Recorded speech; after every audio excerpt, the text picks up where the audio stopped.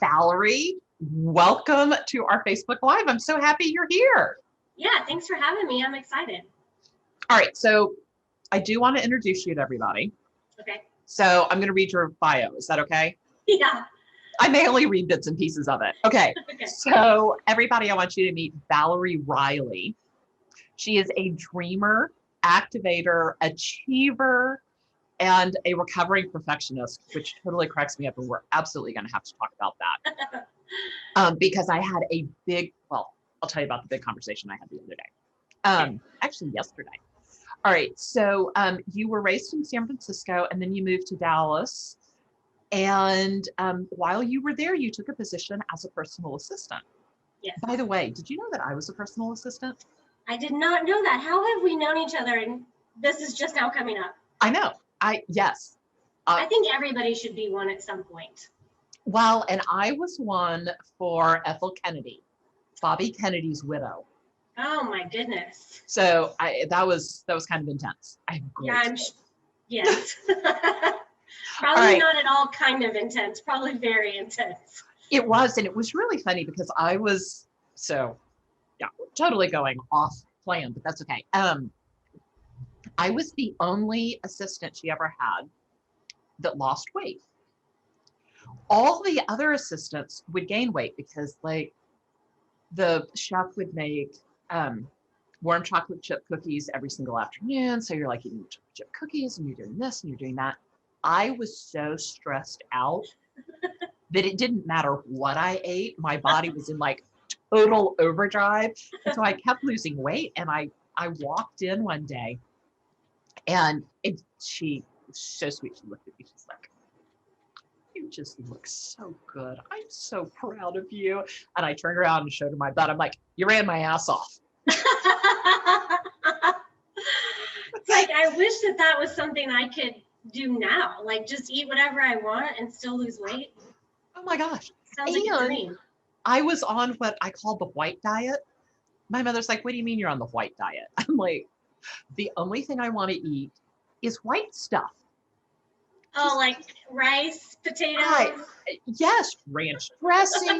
Like if it was white, I was inhaling it. So I was like Carb City, which is so funny because That's I mean, really wouldn't you funny. like to be 5,000 calories a day of carbs? And Yeah, it's my dream. yeah, awesome. Yeah. Unfortunately, after I left her, maybe I need to go back to work for her. Yeah, exactly. It's a weight loss program.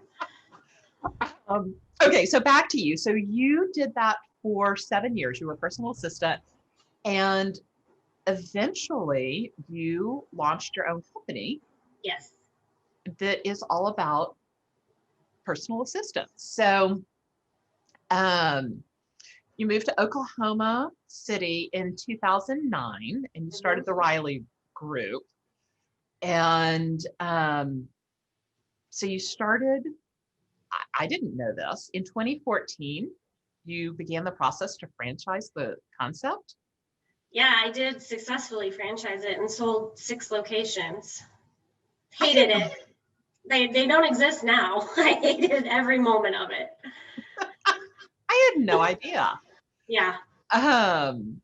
So now you are focused on expanding nationwide through your proprietary technology, which should I show everybody your proprietary technology? Yes. Because, full disclosure, I'm a client. Oh, you have a message. Look, Megan needs me. I see that. I saw the little icon. Oh, yeah. That was 2 months ago. So Brooke isn't using the technology well. I am not using it. Megan uses it beautifully. And I do like what I really like. It's so funny is that every time she clocks in and clocks out, I get I get a notice. Right. And when she makes notes, they pop up on my home screen. So like I was still in bed this morning when she was working, which totally cracked me up. She starts the most god-awful hours sometimes. She is an early riser and she likes to start working the minute she wakes up. Yeah, like she's going at it at 7 a.m. and I'm like, Oh, good. She talked to that bar association. Great. Yes. That's what you want in an assistant.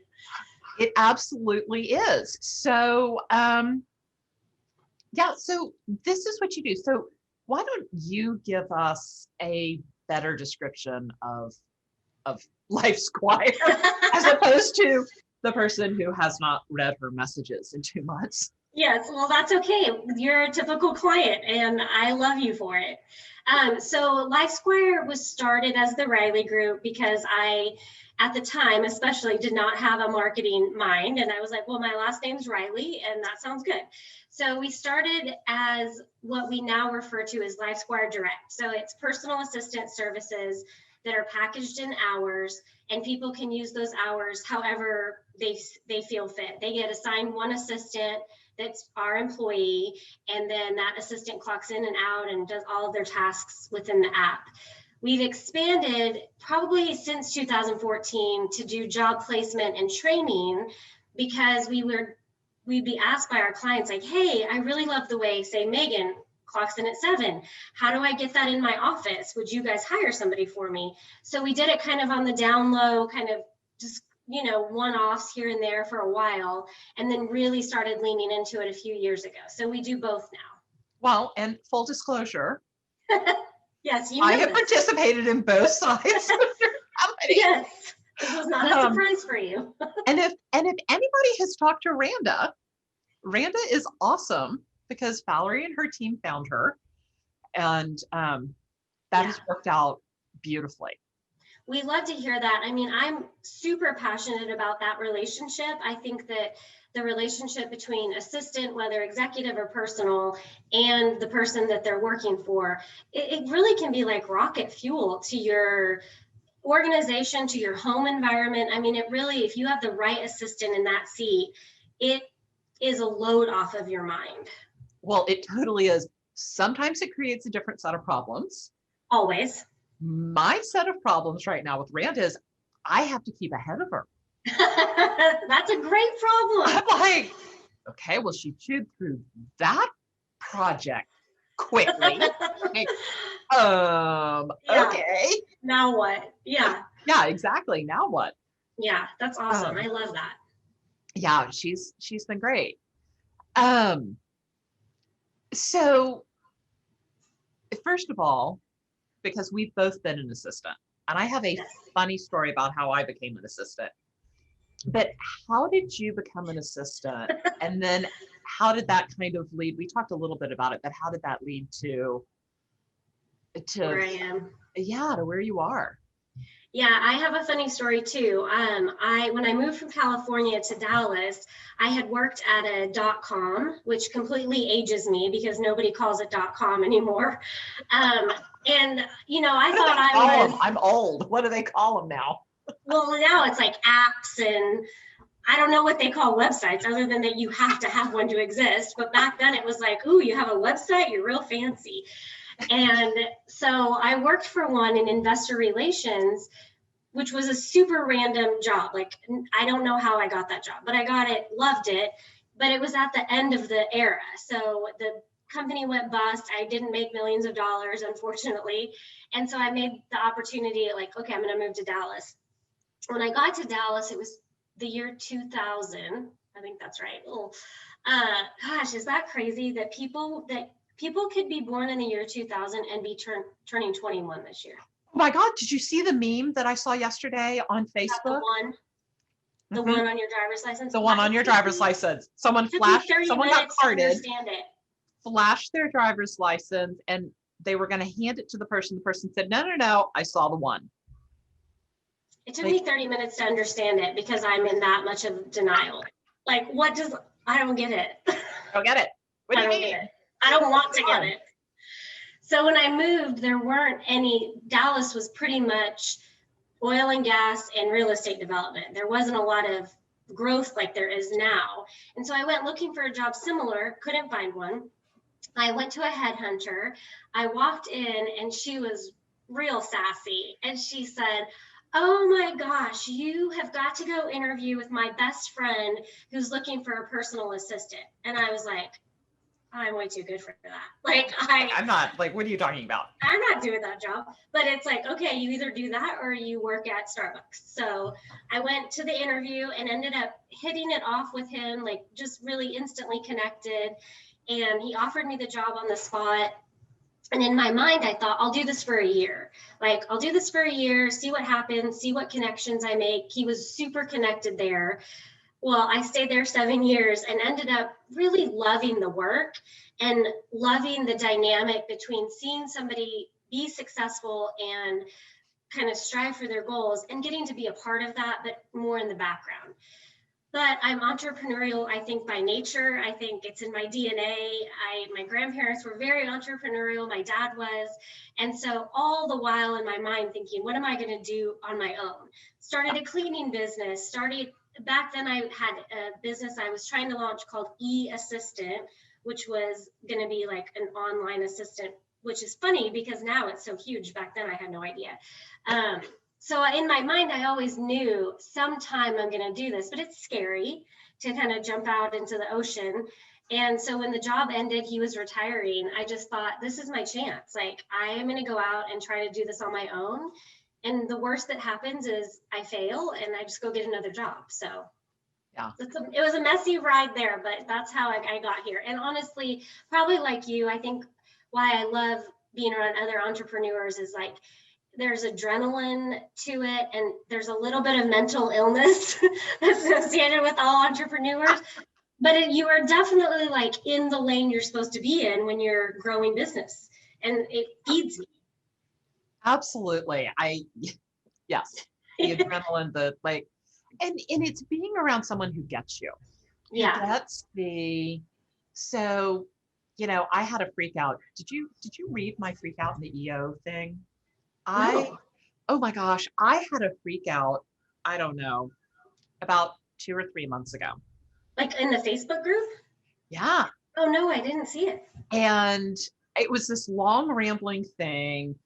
I'm like, I am having a pity party for one today. And, when today's over, I'll be over my pity party, but it's going to be a pretty intense pity party. I get almost 100 comments. And everybody was like, I've been through the exact same thing. And I think that's part of so reassuring. having I'm like, okay, I'm not crazy. And what's even better is they said, oh yeah, that's going to happen at this point, and it's also going to happen at this point. And I'm like, okay, so this is going to happen again, and I just need to be prepared for it. And it's not me. Right. This is it's just the journey of evolution. Yeah. This is how things happen. Yeah. Like, it's like a tribe. You have your own little tribe. And I mean, I'm not like a salesperson for EO, but it's like, I really have found nothing like it. And that camaraderie is huge and so helpful, because entrepreneurship is very isolating. It is. It really is. And that's something that we as a company battle, because people feel very isolated because they're intimidated by their numbers. Right. And so they don't talk. Yes. And in EO, you can talk about your numbers. You can say, this is where I am, and nobody judges you. Right. Or, I tell the story all the time of the client that was going out to get a loan that he really needed because he was growing so quickly. We needed to fund some stuff. And he went to the bank and they said, okay, this all looks good. We need pro formas. And he came back in a panic and called me like half hysterical. He's like, I'm never going to get this loan, blah, blah, blah, blah, blah, blah. I'm like, what did they say? Yeah. Like, they need pro formas. I'm like, oh, the budget we did? Yeah, that's what they want. And there was like silence for a moment. And then like, this whole, what did they just say? Yeah. And I think that finding that community where you can say, right, I don't know what pro forma is. The bank wants a pro forma. How do I do this? What is it? Yes, for sure. Because you definitely do not have all the answers when you launch a business. As a matter of fact, you have very few. Oh yeah, you have like this many answers. Yeah, exactly. And so many questions. So many questions, and questions you don't even know to ask until like it comes up where I need this thing. I've never heard of it before. Yeah, I totally agree. And, you know, I always thought that CPAs and CFOs are kind of like doctors, because you really see people for exactly who they are. There is no denying who you are by your numbers. You know if somebody is an alcoholic, you know if somebody is a shopaholic or is drowning in debt or is wealth, you know, all kinds of stuff. And that's like getting undressed in front of somebody, basically. You know, it's scary. I had one of my first clients was talking to me, and we knew each other fairly well, and he said, Brooke, I'm gonna have to show you my underwear drawer. And I'm like, what are you? This is an accounting for you? And he's like, yeah, it's a CFO client. And I'm like, he's like, no, it's not part of the deal. That underwear that's stuck in the back that's like stained and has holes. And I'm like, okay, where are you going with this? He's like, I'm gonna have to show you that. He's like, I'm gonna have to show you everything. Yeah. With related to my financials. And I'm like, yeah, but I don't care. And you actually have that same experience. So you've been an assistant and I've been an assistant. And we both know that when you open up to your assistant, like, I think that's one of the hardest things that entrepreneurs have, especially with a personal assistant. Is that it's personal. It's very intimate. We say that we often know things before even like their significant others know things, because we're in their lives. And so the level of trust and confidentiality that they have to feel good about with us, I mean, it's sky high. And so we teach this thing to all of our assistants. At some point, I think I'm going to write a book about it, but it's called the one-sided friendship. I have a great publisher for you, by the way. Okay, great. Because I've never heard anybody else talk about it this way. And when we're training assistants that even won't work for us, but they'll work for someone else, we say, we want your boss or client or whatever the dynamic of that relationship is, to be able to tell you everything. But the way that you maintain that trust and that respect is you tell them very little.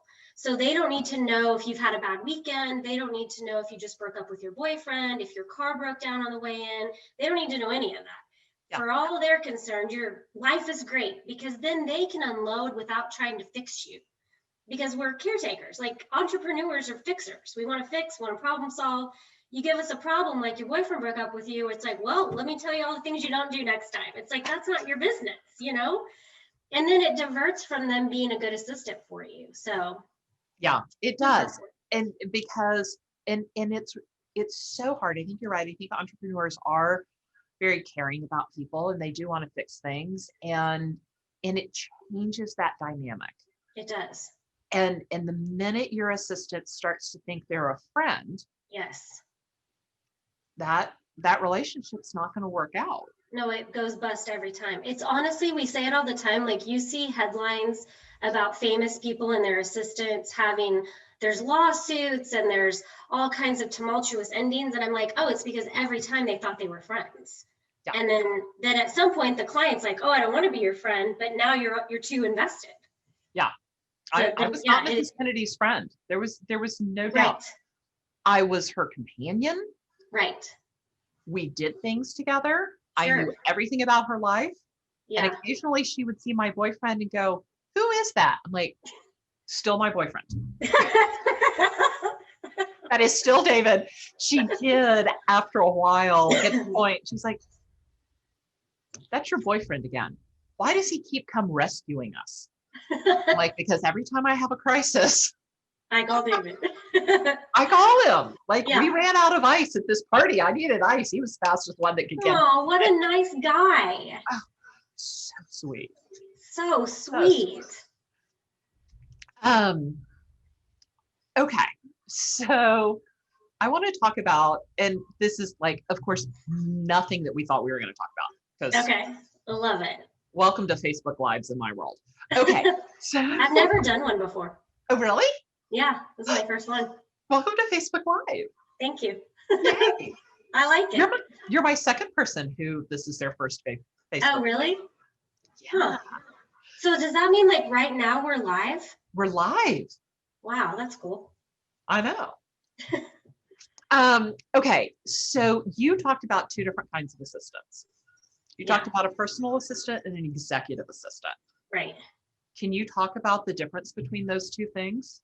Yeah, so I think most traditionally people think of an assistant as an executive assistant.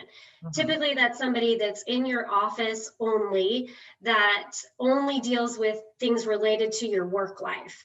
Personal assistant is kind of more what it sounds like. They're doing more personal things for you. They might be at your home more often than they're at your office. Or even if they're at your office, they may kind of toe the line between maybe 1 minute they're doing a budget for you and the next minute they're making dinner reservations for you. We tell our clients a lot. We have a lot of, especially entrepreneurs, that feel real guilty about the personal aspect of it. And when they're hiring like a full-time assistant, they'll go, we always say, like, what's your dream? Like, what do you want them to do? What would take the most off your plate? And they always start with the business stuff because that feels safe. And then they're like, well, maybe if they did this, maybe if they picked up my kids once in a while, but I don't know. And I'm like, hey, you line out those expectations when you start the relationship, that's okay. As long as they don't start thinking they're never going to do anything personal, and then you never have the conversation and you just ask them to. My role in Dallas, I was executive personal assistant. So I did both. I spent time in the office, spent time at their house, but it was very clearly defined when I started, you're going to do both. And so it was I never felt like slighted by it or like it was beneath me. It was just an expectation. This is what it is. Yeah. I remember when I hired my first assistant, so I was working out of my house at that point, and she was working from my kitchen table. I eventually found a different option, but here's the kitchen table. I was upstairs in what we call the closet office. It's this, it's 8 feet wide and 20 feet long. Wow. Oh yeah. It currently has a treadmill and a lateral file cabinet and all kinds of other stuff in it. But that was where I was working. And so I was meeting some friends for lunch one day. And I can't remember how it came up, but I'm like, oh yeah, my assistant's giving my dog a bath. And they were like, you're making your assistant give your dog. I mean, the judgment. Yeah, so much judgment. Isn't that crazy? And I'm like, I hired her to be my wife. Yes, 100%. She goes to the grocery store. She goes to the dry cleaners. Right. She actually put gas in my car because that's one of the things that I hate. Same. My assistant does it for me too. And like, I idolized my grandmother. I so wanted to be my grandmother, who never, ever had a job. And I can remember, she was probably in her late 70s, early 80s. And we were somewhere and the gas got down like below half a tank, which started to make her nervous. And she's like, I think we need to get gas. Do you know how to put gas in the car? I'm like 20. I'm like, oh my gosh. Yeah. You don't? Right. Like, well, no, your grandfather does that for me. So like, I aspired to that. Yes. She had an assistant. It was her husband. It was my grandfather. Yeah. My assistant, that assistant was hired 80% personal and 20% business, 20% executive, right. She cooked. All this stuff. I'm like, well, so then you get to come home. I always say this to people. If you have an assistant doing all those things, then when you're home, you're actually enjoying being home. You're not running around doing all the things that make a home run. You're just enjoying being home. You actually have free time. Yeah. I think it's so important. Whoops. Sorry. I lost you for a sec. Yeah, I hit a button. I do that sometimes. So I also had a friend who was an executive assistant, and she worked at the White House during the Bush administration. Oh, wow. And then she came home to Texas and worked for a man who was running things for a family of billionaires. I don't know. But she came home to be his executive assistant. He'd never had a true executive assistant. He hadn't? No. And he did not understand. He came out of his office one day, was like, ugh. He had just gotten off the phone. He's like, I hate talking to that person. And she's like, well, you don't have to talk to him. Yeah. He's like, wait, what? She's like, if you don't want to talk to him, I will never, ever put him through again. He will never get to you. He will never know you don't want to talk to him. Right. I will never be anything but kind and nice, but he will never speak to you again. And he's like, wait, you can do that? And she's like, that's my job. Yeah. Yeah. Like, she did that for the Secretary of the Treasury. Wow. She's like, I promise. Yeah. Like, if he could avoid,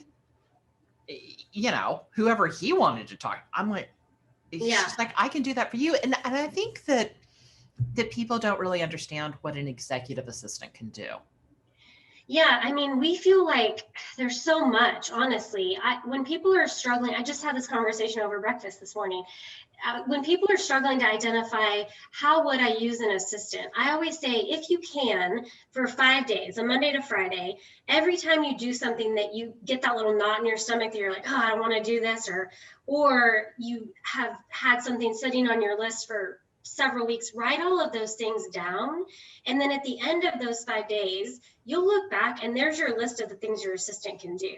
And if you are diligent about that list, the list will be much longer in the beginning than your assistant can even tackle. Yeah. And that's the goal. You want to have a pipeline, and then a good assistant will come in and identify things they can do for you, just like she did.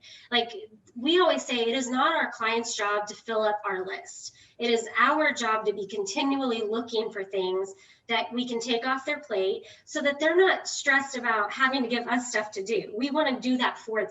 We want to alleviate stress, not add to it.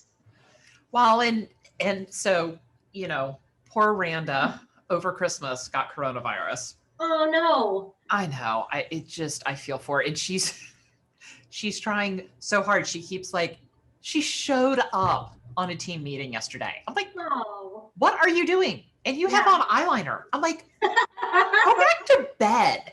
Yeah. Like what? She's dedicated. You are like crazy town. Yeah. And she needs all the time she needs. Yeah. Take the time, get healthy. I'm not worried about that. In the meantime, I'm like, oh darn, I've gotten really used to not doing some stuff. Yes. That's the downfall of having a good assistant. I'm like, when they leave, you're like, oh wait, I'm very dependent on you. I'm like, but I got this thing. So this came in the mail yesterday and it needs to be wrapped and boxed and sent on to a client. And I'm like, ugh.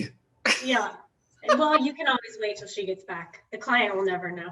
I know the client will never know. Actually, my tech guy was like, I will step in a pinch. I'm like, we can make it. Yo, if you have your tech guy wrapping that gift, I need a video of that.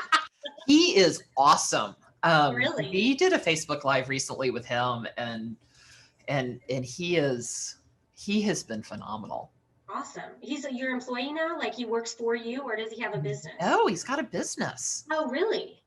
Yeah. That's cool. And does like concierge IT stuff? Mm-hmm. Oh, so he'll order what's your his name? His name is Gordon Kelly. It's GB Kelly Consulting, I think, or GBK Consulting, one or the other. I'd have to look. I can't remember the name of his company. Yeah. But yeah, it's great. And Yeah, especially awesome. for people who have remote employees, because this is a whole new world for us, right? Right. You've got assistants. We were talking before we went live. Your assistants don't come into the office anymore. They all work from home. So one of the things he does is he'll buy a computer for a new employee, fully set it up. Oh, that's awesome. And then he ships it to them. So all they do is turn it on. Oh, that's amazing. Here. Yeah. That's awesome. So, very helpful. Okay. So back to you. Okay. I'm happy to talk about other people. That's an inherent trait of mine. Okay. Can we go back to something in your bio? Okay. You're a recovering perfectionist? Barely. I mean, I don't feel like I actually am recovering, but I think that I've learned boundaries for myself. I am probably very similar to you. very high achiever. Like everything has to be done well and right now. And I've learned as I've gotten older that that is not always possible. And you tend to set yourself up for failure and feeling very bad about yourself, because really what you should have done is just adjusted your own expectations for yourself. But instead, you shot out of the door going for the sun, and there's no way to get to the sun. So I'm learning how to be ambitious with reasonable expectations. Learning. It's a lot of counseling. I did an online TV show yesterday. Oh, that's cool. Yeah. Oh, what does that mean? Oh, you should totally do this. I'm going to hook you up with Sharifa. Okay. Because you would have so much fun on her show. But she does a roundtable, and they're like, I don't know, there were probably 6 of us, and we chatted, but one of the people was from Norway, maybe. Oh, wow. And at 19, she was running one of the biggest production companies in Norway. Oh my gosh. She is now a very aged 27. And her first book came out yesterday. Oh. And so she does this consulting and coaching, and I mean, she's really fascinating. And she is probably the most self-aware under 50-year-old person I've ever encountered. Oh, wow. And her deal is, you are enough. And she journals every day about having kindness to herself and she talks about meeting herself halfway. I love that. So when you're talking about that perfectionist, and I have had it, she's like, nope. Yeah. Meet yourself halfway. Know that you're enough. One of my intentions for this year I wrote down is to have the grace for myself that I have for others. Because I do not hold I don't hold anybody to my standards for myself. And so I think if I could just give myself a quarter of the grace that I extend to everybody around me, I would probably feel a lot more self-love, honestly, instead of every day, like, why didn't you get this done? It's like the internal dialogue is insane. You know, something that I learned from Mrs. Kennedy was it's never going to be finished. That's so true. Whatever it is. That's so true. It's never going to be finished. And so like, just do it tomorrow. Right. It's so true. And your it's job like is never ending, and that's okay. Never ending. Yep, that's so true. You're exactly right. And just I'm also trying to learn to be present. So even like I'm taking a shower, it's like, just take the shower. The shower doesn't have to be a time to generate new ideas or think about what's coming next week. But I'm so creative in the shower. Well, for me, it was like just almost like a metaphor, like just be in the shower. Like you don't need to be in the shower and 10 years down the line, like just be in the shower. Just be in the shower. Just be in the shower. So I'm trying to apply that to every situation I'm in. Like just be where you are. I would like to be able to watch TV. In the shower? No, I would like to watch TV and actually watch TV. I don't know how to do that. I know how to watch TV and play on Facebook. I know how to watch TV and read a book. I know how to watch TV. Like, I would like to just sit and enjoy. To be present enough. Right. And to not be so scattered. Yeah, like business ADD or something is what I call it. Like I didn't have ADD before I started a business, and now I for sure have it. Like or maybe it was just undiagnosed. Yeah, exactly. Probably more right. All right. So back to you. How do you know if you should be hiring an assistant? Oh man, so I heard a really great phrase, this is probably 15 years ago, that said, if you are in business and you don't have an assistant, you are an assistant. And so that was even before I started my business, but I always have thought about that a lot just for myself. That doesn't mean that maybe you go out and hire one right away. You probably need to have somebody financially advise you, like, is it time to do that? But I think that it really should be your first hire. Absolutely. So, all right. Here, let me teach you something. Okay. Here's like, you said you should have someone financial kind of consult with you. Yeah. Here's what we would do if Okay, somebody came to us with I'm that gonna question. write some notes to help Get your pen my down. future Get your clients. pen out. Yeah. All Get right. my pen out. How much revenue do you generate in an hour?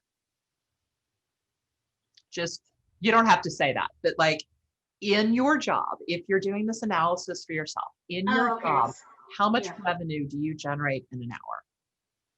And then Okay. you were talking about that list of all those things. Yeah. How much time are you spending on that list that you Yeah. could give to somebody else? How much more revenue could you generate with that amount of time? That's really good. And is your I'm going rate, to use that in my marketing. yeah, and is your rate higher than the employees? So if you bill at $300 an hour and they cost you 30, Right. if you could give them an hour's worth of your work, you could pay for 10 hours of them working for you. So what else could they do in those 9 additional hours? Sorry. What's your puppy dog? Oh, I don't even know what he sees. I'm going to shut. Hold on. I'm sorry, you guys. Sorry. That's okay. All right. So while she's gone, the way I met Valerie was I had gotten a call from CNBC, and I was working with a reporter for CNBC, and we were talking about PPP loans and he needed to interview more entrepreneurs. And so I reached out and met Valerie through EO. And when the article came out, I loved it because there was this awesome picture of Valerie and her dog, like front and center on that CNBC article. Yes, and there he is in all his glory, barking at. I'm a handyman, but I thought I was going to catch it and close the blinds before he saw him, but I don't know how he saw him before I saw him, but he definitely did see him. So. Oh, of course he was going to see him. You're doing a Facebook Live, like Yeah, exactly. Murphy's Law. I know. It's almost why I try not to do these at home or Zooms at home, but sometimes it's just more convenient. It is. All right. So, yeah, so that's how you know if you can afford Okay, I love that. an assistant. Like, Yeah. what could you be doing otherwise? And I'm going to use that for sure. That's really, because that we think about obviously time and billable hours since that's how we bill. But Rob, his name is Rob. hi, Rob. Rob, come here. Also, he's old and he doesn't hear that well. Supposedly, everybody's like, he hears when he wants to hear. Oh, yeah. So, He does not hear you. He does not hear me when he's in trouble, that's for sure. But I love that because since we think in billable hours, it's really helpful to have clients think that way about their own time. Yeah. It isn't like a monthly expense. It's like this is a per hour, how much more I can be making. Right. With this help. That's super helpful. Yeah. And yeah, absolutely. What am I taking off of my plate? What would it cost me to do it? Yeah. And that's the thing that entrepreneurs always think that they're free. Right. Well, you're not free. There is an Right. opportunity cost to every single thing you do. For sure. And, yeah, I agree. And could you be actually billing hours? Yes. Or could you be out spending that time building a referral relationship? Right. That would actually generate revenue. Yeah, for sure. I'm sorry. I feel like Rob is not going to stop now. So I don't know how close we are to being done, but he's gonna do his thing. Let's do this. Let me ask you, like, what makes LifeSquire different from all the other companies that will offer assistance? Because you offer personal, you offer in person, and you offer virtual.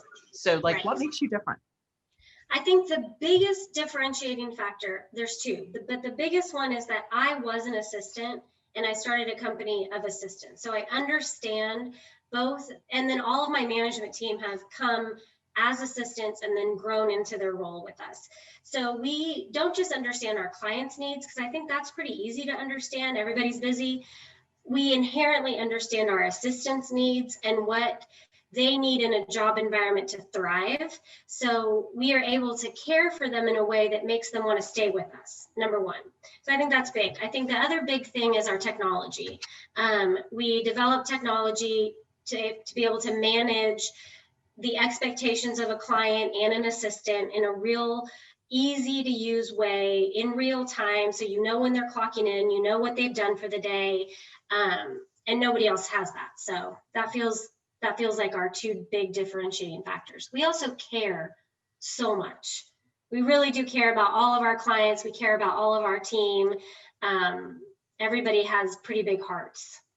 That's awesome. And I want to talk about the understanding what your assistants need. Yeah. When I worked for Mrs. Kennedy, that was huge. There was a network of ex-assistants. Oh, yeah. Mrs. Kennedy might have been a little hard to work for. I'm sure. There were stories of people that quit before lunch on their first day. Yeah, I mean, it's not for everybody. That's for sure. It's not for everyone. And so there were things that, so those other assistants would kind of hang around and call and check in, and they understood what you needed. And that made it so much better, because there were a lot of days when I would have loved to have walked out. Right. And, you could pick up the phone and call one of those people. It's kind of that mentorship. Yeah, and we've got a group me that we have for all the assistants, and one of them is an SOS group me. And so anytime an assistant gets lost in the weeds or they've been asked to do something, we tell them you have to say yes, but they don't know actually what they're saying yes to. They have this incredible support team that then they can go freak out on. The client never knows the difference. And then they feel like they're supported and they have a team camaraderie. I feel like that is the biggest difference, is that we want everybody to feel mega supported, because it is a hard job. You're managing other people's expectations. That's hard. It is a hard job. And I truly believe that being an assistant is a group job. I don't think that one person can actually do it. No, I agree with that. I think you need a support group of some kind. I mean, I called on the weirdest people. I mean, you and I were talking about, I would call my boyfriend for stuff. My best friend's mother. I called my grandmother's maid. There are all these people, and I had to create that network. Right. Of this is who I call when this happens. And I think it's awesome that you provide that to your team. Yeah. They don't have to reinvent the wheel. We don't want them to. We want them just to show up and take care of their clients, and that's the only thing they have to think about. The rest of it, you're never going to have to freak out about doing something you don't know how to do, because we're going to help you. You never have to worry about the billing or the money part of it. We're going to do that. You just go and take excellent care of your client. So that's awesome. All right. Okay. If people want to get hold of you, how do they get hold of you? Easy ways. We have a website, lifesquire.com. Which it's in the middle of a revamp right now, but still works. Still works. It still works. But then they can also email me, Valerie@lifesquire.com. Super easy. Awesome. All right. And let's be clear, you do personal assistance, you do executive assistance, you do in-person, you do virtual, and you also do placements. We do placements, yes. And we also, if you already have an executive assistant and you want them to be trained better, we do that too. Oh, that's awesome. So, I know that you put Randa through a lot of training when we have something we call LifeSquire Academy online now. So people can go through and kind of learn how to be a LifeSquire. That's awesome. All right, Valerie, thank you so much for coming today. I really appreciate it. Thank you, Brooke. Have a great day. You too. Bye. Bye.